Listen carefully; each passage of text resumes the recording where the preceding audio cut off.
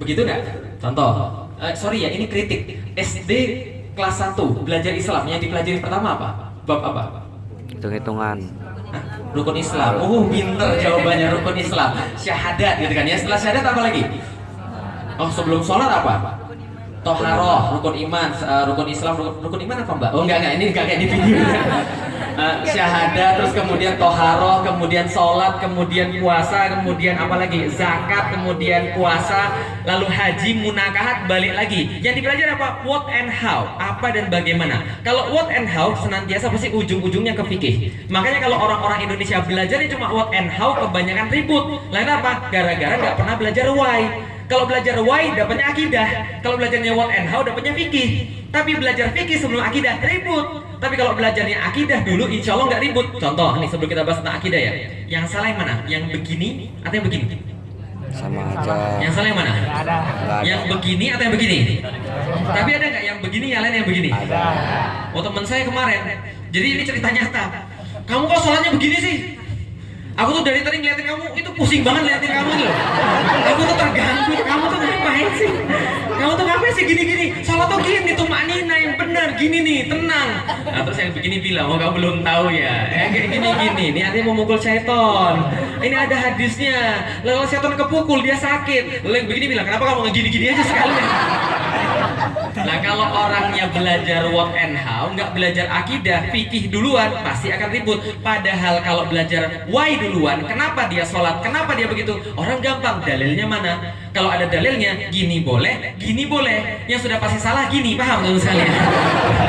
Oke, pertanyaannya lagi, contoh misalnya, sholat taraweh, yang salah yang mana? 11 atau 24 rakaat? Oke, mulai pintar. Celana yang cingkrang atau yang begini, yang cingkrang atau di bawah mata kaki yang salah? Oh, sudah pintar bagus sekali. Kalau antum membahasnya dari why, itu akan lebih banyak persamaan, akan lebih mudah memahami perbedaan, akan lebih bijak dalam berbicara, akan lebih bijak dalam berbuat. Paham teman sekalian? Karena akidah itu pertanyaan why, maka pertanyaannya kenapa kita Islam? Kalau ditanya pada saya, kenapa saya masuk Islam? Jelas, saya masuk Islam karena Islam adalah agama yang paling benar.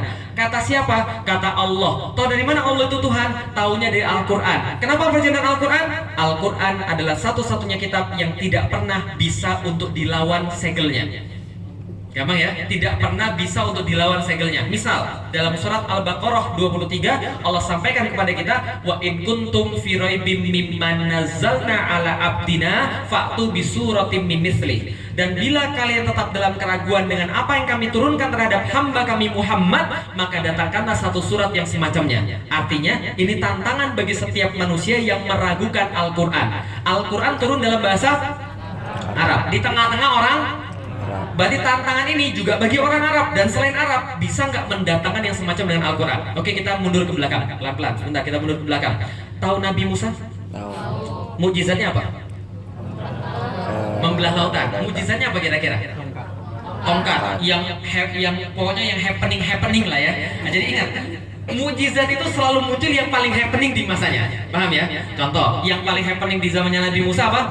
Sihir. Maka muncul mukjizat yang lebih happening daripada sihir. Orang lihat ya, ini tali bisa berubah jadi ular. Oh, baru begitu. Nih tongkat berubah jadi ular, makanin semuanya kan itu kan ya. Tangannya dimasukkan dalam ketiak, keluarnya bercahaya gitu ya. Di zaman sekarang Iron Man. Nah, jadi gitu. Nah, tapi itu zaman dulu sangat berharga sekali. Lah kenapa? Karena mematikan segala sesuatu yang happening pada saat itu. Berdasarkan kalimatnya mukjizat artinya bukan miracle. Mukjizat justru artinya yang melemahkan, sesuatu yang membuat lemah. Maka yang happening pada saat itu dibuat lemah oleh Nabi Musa dengan mukjizatnya. Contoh, yang happening di zamannya Nabi Isa apa? Ketuhanan. Pengobatan, medis. Itu teknologi medis lagi berkembang pesat sekali pada saat itu. Dikeluarkan yang lebih happening daripada yang namanya medis apa? Menghidupkan orang mati. Coba orang mati dihidupin, siapa yang bisa? Gak ada yang bisa. Orang lalu kemudian kaget, merasa lemah, lalu masuk dalam agama dibawa oleh Nabi Isa. Yang lagi happening di zamannya Rasulullah apa?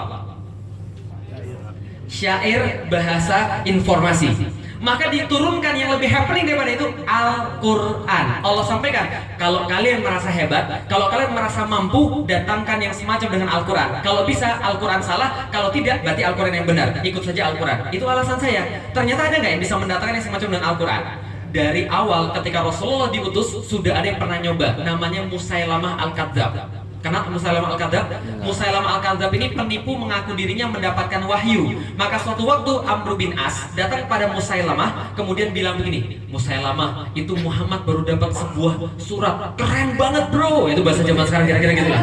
Emang suratnya apa? Nih saya bacain. Wal asr, innal insana lafi khusr illal ladzina amanu wa amilus solihat wat tawassaw bil haqq wat tawassaw bis sabr.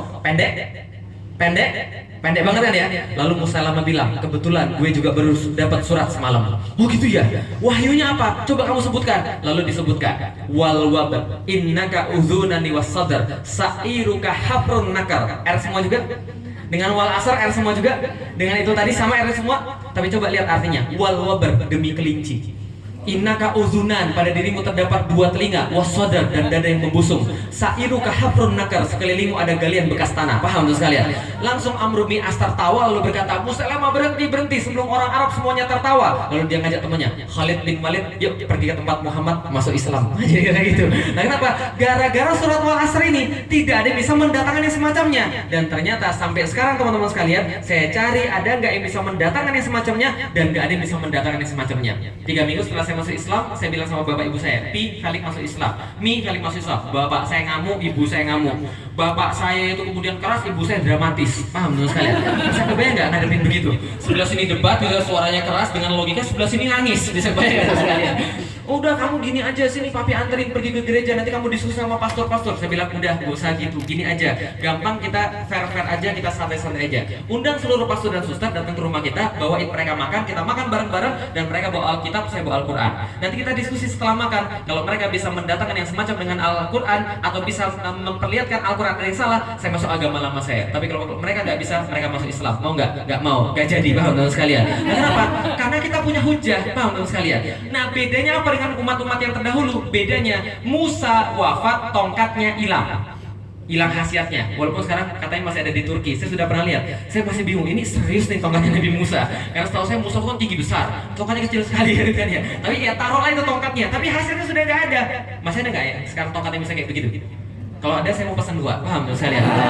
Musa wafat, mujizat diangkat. Nabi Isa diangkat, mujizat diangkat. Nabi Sulaiman wafat, mujizat diangkat. Nabi Daud, Nabi Zakaria semua diangkat. Tapi Nabi Muhammad wafat, mujizatnya tinggal. Paham teman sekalian? Supaya kenapa? Supaya Anda tidak ada hujah untuk tidak beriman.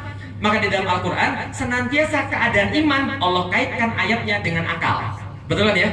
Cuma kalau orang Indonesia bacanya agak halus. Dan afala yatafakkarun, artinya apakah kalian tidak berpikir? Kan gitu kan ya. Afala yaqilun, apakah kalian tidak mempunyai akal? Kan gitu kan ya. Padahal harusnya bacanya bukan begitu. Afala yatafakkarun, woi mikir nggak? Jadi kira gitu. Ini serius, itu sindiran dari Allah. Kok kamu nggak mikir sih? Kok bisa sih nggak beriman sih? Padahal sudah jelas sekali hujahnya kayak begitu. Nggak ada yang bisa mendatangkan yang semacamnya. Maka tatkala saya masuk Islam, bagi saya Al-Quran itu segala-galanya. Nah kenapa? Sholat kita dari sana, berpakaian kita dari sana, makan kita dari sana, masuk WC kaki Kiri. ada yang bilang kanan ya tadi. Masuk WC kaki, keluar WC kaki, pakai baju tangan mana duluan? Setelah itu tangan Kiri. pas bercermin ada doanya.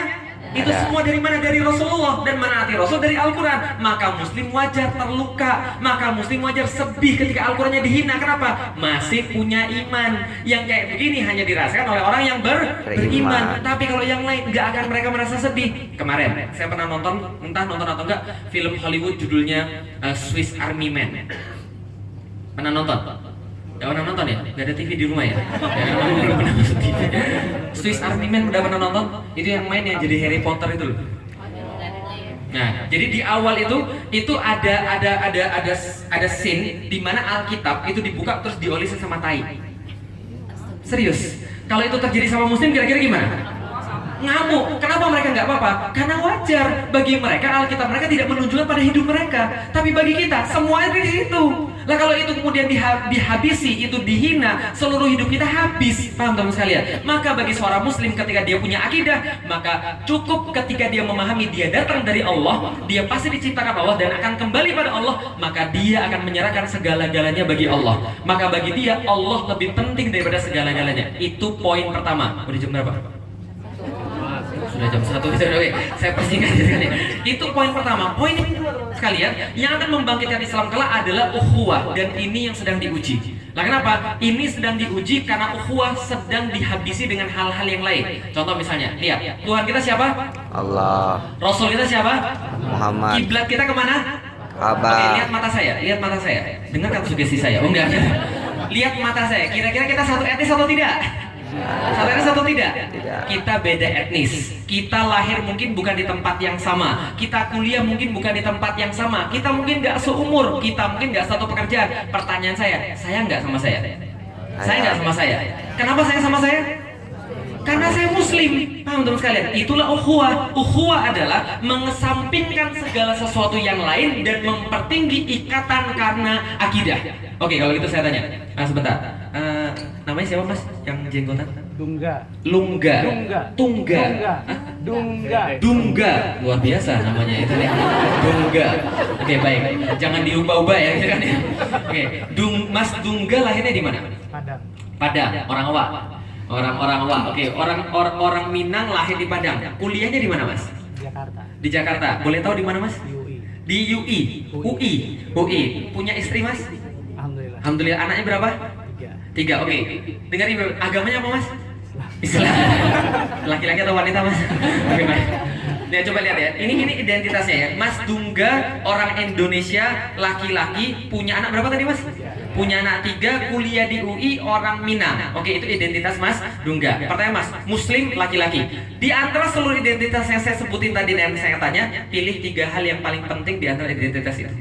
3 hal yang paling penting. Hati-hati jangan salah pilih. 3 yang paling penting. 1. Tadi yang saya tanya tadi loh semuanya. 1. Islam. Yang kedua, laki-laki. Yang ketiga, punya istri. Oke, baik. Berarti dalam hidupnya Mas Dungga yang paling penting adalah saya Islam, saya laki-laki, dan istri saya. Paham ya? Itu adalah prioritas hidup dia. Coba dengerin satu lagi. Mas, di antara 3 ini satu aja yang paling penting, Mas. Islam. Paham? Dan saya pikir semua yang lain akan berkata seperti itu. Dan dari sini muncul yang namanya ukhuwah. Artinya apa? Bisa jadi saya itu bukan orang Cina, tapi saya tetap mau jadi seorang muslim. Karena ini adalah urusan akidah. Bisa jadi saya bukan lahir laki-laki, tapi saya tetap ingin jadi seorang muslim. Bisa jadi istri saya nggak ada, tapi saya tetap akan milih Islam. Kenapa? Yang lain boleh menyesuaikan, yang penting harus Islam. Itulah yang namanya harga mati. Paham ya? Jadi jangan sembarang kasih semua harga mati. Yang harga mati satu-satu adalah Islam. Karena Al-Quran ngomong begitu, wala tamutunna illa wa antum. Jangan mati kecuali dalam keadaan Islam. mati tapi bukan karyawan BCA, boleh nggak? Allah marah nggak? Enggak. Allah nggak akan tanya itu. Nah, kenapa Allah nggak akan tanya apa karyawan BCA atau nggak karyawan BCA? Enggak. Tapi yang Allah tanya adalah apa? Yang Allah tanya adalah akidahnya dulu. Bisa dipahami teman-teman sekalian. Saya bisa mati bukan seorang penulis, boleh nggak? Saya bisa mati bukan warga negara Indonesia, boleh nggak? Tapi kalau mati bukan muslim, boleh nggak? Gak boleh. Berarti dari situlah makanya Allah katakan wazkuru ni'matallahi alaikum idz kuntum a'daan fa'allafa baina qulubikum fa asbahtum bi ni'matihi ikhwana. Begitulah Allah ketika Dia memberikan kenikmatan kepada kalian dengan cara mengikatkan hati-hati kalian dengan akidah itu dan mengeluarkan permusuhan dari dalam diri kalian. Kenapa? Ikatan selain akidah pasti bermusuhan. Nih, singkat. Zaman dulu orang mengikat diri pakai apa? Zaman dulu banget orang mengikat diri pakai apa? Pakai etnis, ya, orang mengikat diri pakai etnis. Makanya ada negara Persia, ada negara Yunani, ada negara Romawi, kan gitu kan ya. Padahal mukanya sama-sama semua. Tapi kamu Yunani, aku Romawi. Karena itulah dewamu Zeus, dewaku Jupiter, kan gitu kan ya. Padahal dewanya itu saja, kan gitu kan ya. Aku Romawi, kamu Yunani, kita perang. Lah kenapa? Karena kita beda etnis. Bagi mereka mengelompokkan orang berdasar etnis. Tapi ikatan etnis nih lama-lama jadi bubar. Lah kenapa? Etnis tidak bisa menyatukan manusia. Masa kita gara-gara beda kulit, beda wajah, beda mata lantas kita perang? Dibuatlah ikatan kedua namanya nasionalisme. Betul begitu? Etnis semua boleh gabung, tapi kita satukan dalam satu wilayah negara namanya. Ini juga bermasalah. Lah kenapa? Indonesia, Malaysia sama-sama muslim berebutan sipadan di kita. Masing-masing teriak Allahu Akbar, yang sono Allahu Akbar. Bertempur mati. Yang masuk surga siapa? Yang masuk surga dua-duanya, yakin gitu kan ya. Nggak ada. Lah kenapa? Karena mereka meninggikan ikatannya selain ikatan Islam. Makanya ketika Islam datang, kamu Aus, kamu Khazraj, tapi kamu Muslim, kamu juga Muslim, kita bareng sama-sama. Paham teman sekalian? Itu namanya ukhuwah. Nah kalau ini sudah terbentuk, Masya Allah. Dan kita lihat sepotong itu di 411 dan di 212. Betul begitu? Yang hadir kemarin ada? Ketika jalan-jalan rasanya gimana? Ketika jalan-jalan rasanya gimana? Ada nggak yang melihat teman-teman lalu nanya, kamu NU atau Muhammadiyah? Ada yang nanya gitu?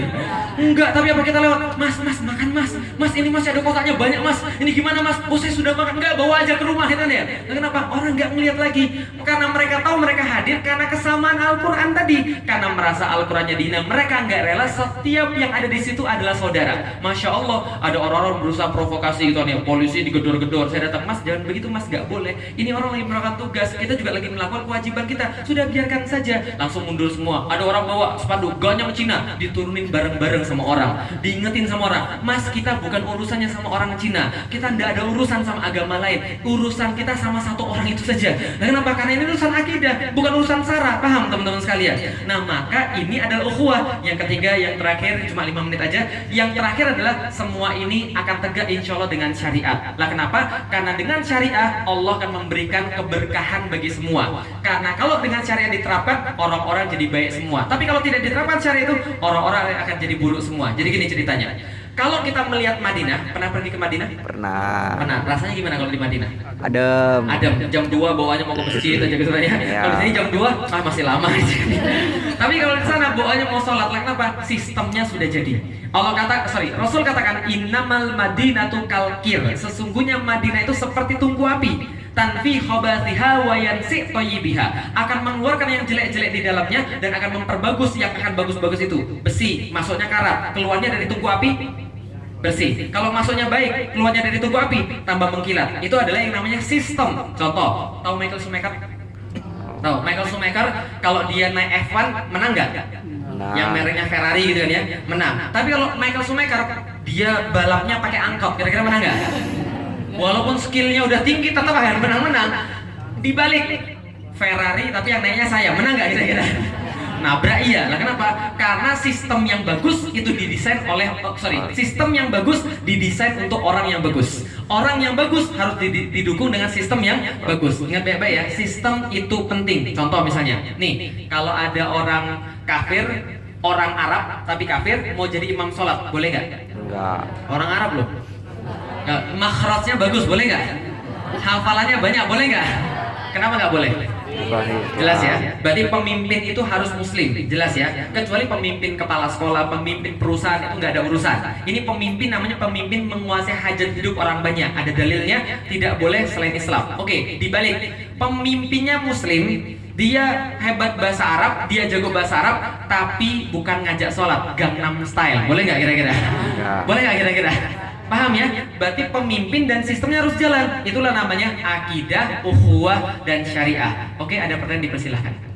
Itu saya potong materinya, mohon maaf ya, karena sudah jam 1. Ada pertanyaan boleh? 1 atau 2 boleh? Silahkan Pak. Agama paling benar, mungkin saya tidak setuju dengan perkataan tadi bahwa Islam adalah harusnya agama yang benar aja gitu ya. Iya, kalau begitu saya koreksi. Karena saya salah ngomong berarti. Iya, Islam agama yang benar. Kalau paling benar berarti salah. Kalau paling benar berarti ada yang benar yang lain dong aja gitu. Ya, sip, itu saya koreksi. Ada yang lain? Silakan. Oh, boleh, silakan. Monggo. Urusan pemimpin di negara-negara yang mayoritasnya bukan muslim. Oke. Oke, baik, terima kasih. Bagaimana dengan kondisi pemimpin yang mayoritasnya bukan muslim? Itu ada fikih minoritas namanya. Jadi Syekh Yusuf Qaradawi itu pernah menulis satu kitab namanya fikih minoritas. Salah satunya adalah kalau pemimpin itu adalah yang terjadi di tempat yang sana yang mayoritasnya orang-orang non muslim, maka kita nggak ada urusan. Gitu kan ya? Artinya kita tidak ada urusan dengan wilayah itu. Misalnya contoh di Amerika, mereka milih siapa misalnya Donald atau Goofy atau siapa, itu nggak ada masalah. Gitu kan ya? Tapi kalau misalnya itu adalah di tempat kita, yang itu adalah mayoritas muslim, tapi masih kemudian yang non muslim yang berkuasa, itu keterlaluan. Gitu kan ya? Bisa dipahami teman sekalian. Tapi ingat, bukan hanya muslim yang harus berkuasa, tapi harus menerapkan sistem Islam. Tapi kalau muslim doang yang berkuasa, yang diterapkan sistem yang bukan Islam juga, ya sami mawon. Sama saja, artinya tetap kita punya kewajiban yang belum kita laksanakan. Itu jawabannya Pak. Jadi nggak ada masalah kalau misalnya di Amerika mereka milih orang non muslim, bukan urusan kita. Karena urusan kita tuh jadi gini, Kemungkaran itu terkait dengan yang namanya kondisi. Manro amin kumunkaron fayugoyihu biyadih. Siapa yang melihat kemungkaran maka ubah dengan tangannya. Contoh, punya anak, anaknya pacaran. Dinasihati atau tidak? Nasihatin. Kalau tidak dinasihati, kita yang dosa. Pertanyaannya, kita punya kemampuan nggak di negeri ini? Punya. Orangnya banyak atau tidak? Banyak. Kalau di Amerika Anda bisa milih di sana nggak? Atau Anda bisa berdakwah di sana nggak? Tidak. Berarti Anda tidak punya kemampuan dan Anda tidak akan dihisap di situ untuk urusan di situ. Bisa difahami ya? Maka orang-orang di situ mereka akan ya berdakwah menurut kemampuan mereka, tapi tidak ikut-ikutan kita di sini. Gitu. Silakan kalau ada yang lain. Betul. Ada? Terakhir? Nggak ada? Kalau nggak ada kita selesaikan. Saya mohon maaf kalau ada kesalahan. Mudah-mudahan tetap teman-teman tetap menjaga. Ada 3 tadi. Yang pertama apa tadi? Akidah, Yang kedua? ukhuwah, Yang ketiga? syariah. Pelajari baik-baik akidah, pelajari baik-baik Islam, fikirkan baik-baik ayat Allah. Dari situ akan muncul keyakinan kita tentang Islam. Karena akidah itu sama dengan bukti. Kalau kita punya bukti, insya Allah akidah kita akan makin kuat. Kalau akidah kita makin kuat, Allah akan satukan kita dalam satu barisan. Karena menyatukan hati-hati itu bukan urusan manusia, tapi itu adalah urusan Allah Subhanahu wa Ta'ala bagi orang-orang yang sudah punya akidah. Yang ketiga, kalau kita sudah punya akidah, kita sudah diikatkan Allah dengan satu kecintaan akan Allah itu, maka Allah akan hadirkan kepada kita tadi la yastakhlifannahum fil ardi kama stakhlafal ladzina min qablihim wa la yumakkinanna lahum dinahum alladzi tadallahum wa la yubaddilannahum min ba'di khaufihim amna, sebagaimana janji Allah di dalam surat An-Nur ayat 55. Semoga Allah merahmati, semoga Allah memberikan barokah bagi kita semuanya, dan semoga teman-teman senantiasa dijaga oleh Allah. Assalamualaikum warahmatullahi wabarakatuh. Waalaikumsalam Kalau ada warahmatullahi yang mau wabarakatuh. beli buku, tadi saya diinfokan saya bawa buku Islam Rahmatan lil Alamin ada 20, nanti saya serahkan ke panitia saja ya. Kalau mau nanti membeli silahkan. Baik, terima kasih. Assalamualaikum warahmatullahi wabarakatuh. Waalaikumsalam warahmatullahi wabarakatuh. Syukuran.